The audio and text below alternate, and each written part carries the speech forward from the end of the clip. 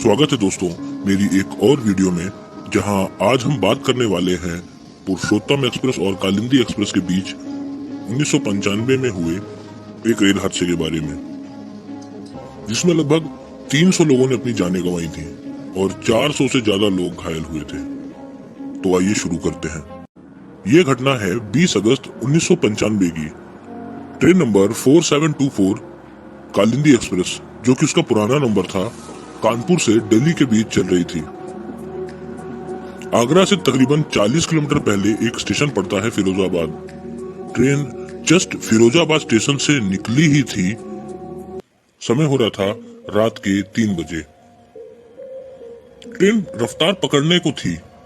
अचानक से ट्रेन के आगे एक नीलगाय आ जाती है। ट्रेन एक डिसेंट सी स्पीड में थी, जो जाकर नीलगाय से सीधे टकरा गई। ट्रेन को चला रहे थे लोको पायलट एसएन सिंह।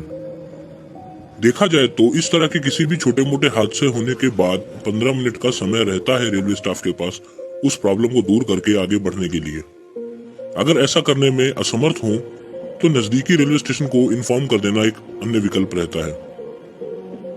पर ट्रेन को स्टार्ट करने की कई कोशिशों के बावजूद ट्रेन स्टार्ट जब नहीं हुई, यानी ड्राइवर के पास अब एक विकल्प था कि वो पास के स्टेशन टुंडला के कंट्रोल रूम में फोन करके उन्हें ट्रेन के रुक जाने की खबर दे।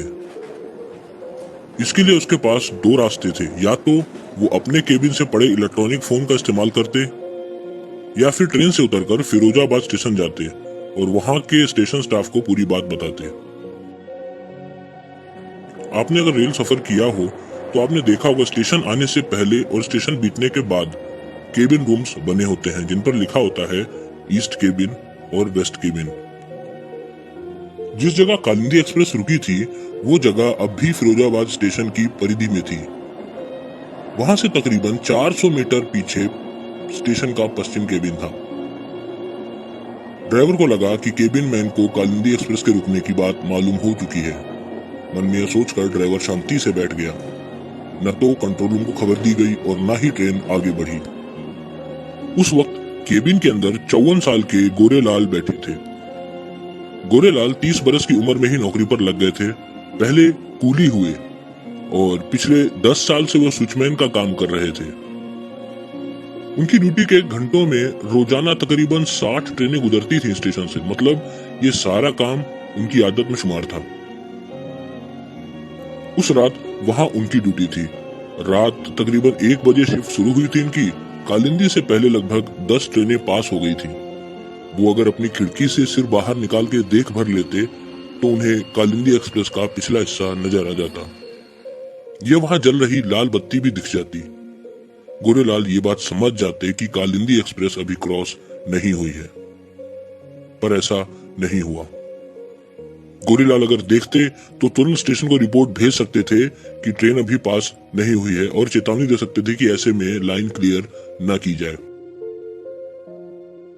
खिड़की से बाहर झांकना तो दूर की बात है, गोरेलाल ने ठीक से ड्यूटी की होती तो उन्हें केबिन में लगे पैनल पर जल रही हरी लाइट जरूर दिख जाती।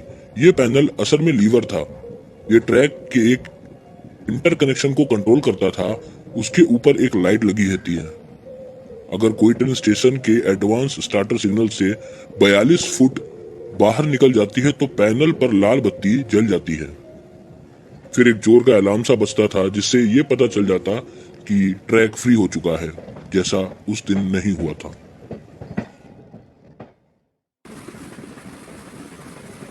गोरेलाल के केबिन में रखे फोन की घंटी बजती है। दूसरी तरफ assistant station master SB Pandey थे, जो पूछते हैं कि क्या ट्रैक खाली है। सुपरफास्ट पुरुषोत्तम एक्सप्रेस के आने का समय हो रहा है। गोरेलाल ने हाँ कह दिया। हालांकि एएसएम का काम इतना ही नहीं होता। कायदे से जब कोई ट्रेन पास हो रही होती है तो एएसएम अगले स्टेशन को इस बात की जानकारी देता है। उस स्टेशन का एएसएम अगले स्टेशन से जरूर पूछता है कि क्या लाइन क्लियर हो गई। दोनों तरफ बात करने के बाद ही वो अपने स्टेशन के दोनों केबिन्स को निर्देश देता है कि लाइन क्लियर है और हरी बत्ती दिखा करके ट्रैक को लॉक किया जा सकता है ताकि ट्रेन पास हो सके। पांडे का काम था कि वो अगले स्टेशन हीरन गांव को फोन करें। वहां पूछते कि कालिंदी एक्सप्रेस पहुंची या नहीं।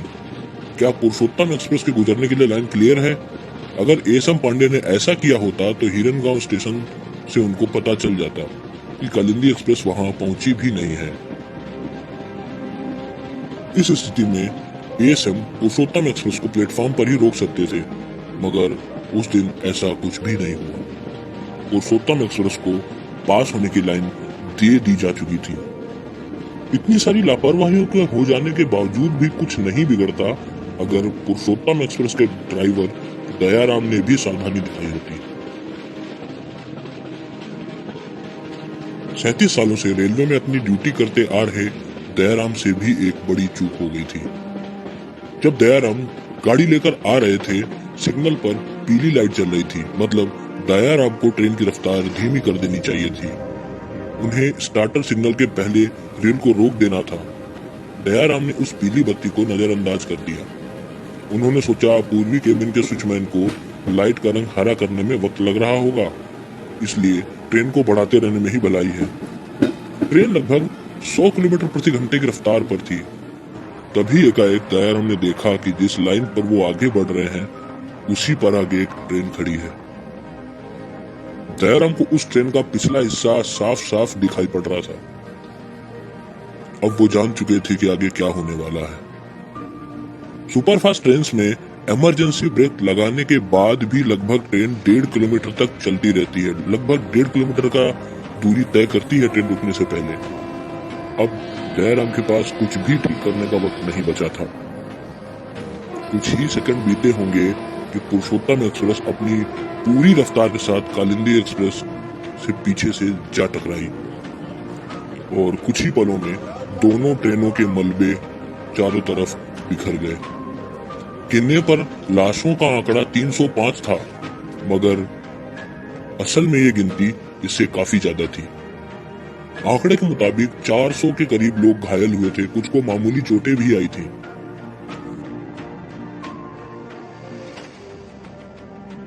वहां पर तब तक शरीरों के छत विछत अंग तितर बितर हो चुके थे। किसी का धड़, किसी के हाथ इधर उधर फैले पड़े थे, जिनकी तरफ देखना भी मुश्किल था। अब बात करते हैं लापरवाहियों की। ड्राइवर, स्विचमैन और असिस्टेंट स्टेशन मास्टर, क्या ये दोषी हैं? नहीं, इन तीनों के अलावा रेल सिस्टम भी इसके लिए जिम्मेदार था। फिरोजाबाद स्टेशन पर 9 स्विचमैन होने चाहिए थे, लेकिन इनमें से 4 पोस्टें खाली थीं। ये किसका दोष था? अक्टूबर 1994 में उत्तर रेलवे के सिग्नलिंग डिपार्टमेंट ने रेलवे बोर्ड के सामने एक प्रस्ताव रखा था, जिसमें कहा गया था कि फिरोजाबाद समेत कानपुर दिल्ली सेक्टर के 43 स्टेशनों पर ऑटोमेटिक सिग्नलिंग सिस्टम लगवाया जाए। इसमें 6 करोड़ तक का खर्चा होने वाला था, जो रेलवे बोर्ड ने गैर जरूरी समझा। प्रस्ताव खारिज कर दिया गया। अगर यह प्रस्ताव मान लिया गया होता तो शायद इतनी जानें नहीं जाती। अब ये बात सोचने पर हमें मजबूर कर देती है कि लोगों की जान महंगी है या ये 6 करोड़ रुपए। इन छोटी छोटी लापरवाहियों को मिलाकर एक बड़ी दुर्घटना सामने आई, जिसकी कीमत निर्दोष लोगों को अदा करनी पड़ी। अगर एसएन सिंह, जो कि कालिंदी एक्सप्रेस के ड्राइवर थे, समय रहते इन्फॉर्म कर देते स्टेशन पर, तो शायद ये हादसा टल जाता। अगर केबिन में बैठे गोरेलाल बस एक नजर डाल देते या सिग्नल पे भी ध्यान दे लेते, तो भी शायद ये हादसा टाला जा सकता था। इस सब के बावजूद अगर असिस्टेंट स्टेशन मास्टर अगले स्टेशन से जस्ट क्लियरेंस ही ले लेते कि क्या कालिंदी एक्सप्रेस वहां से पास हुई है, तो भी यह हादसा टाला जा सकता था। मगर ऐसा उस दिन कुछ भी ना हो सका और कई लोगों ने अपनी जानें गंवा दी। कई परिवार उजड़ गए। दोस्तों, कई बार जाने अनजाने में हम ऐसी गलती कर बैठते हैं जिसका अफसोस हमें फिर जिंदगी भर रहता है, और कीमतें भी ऐसे इंसानों को, ऐसे लोगों को चुकानी पड़ती हैं जिनका कोई दोष नहीं।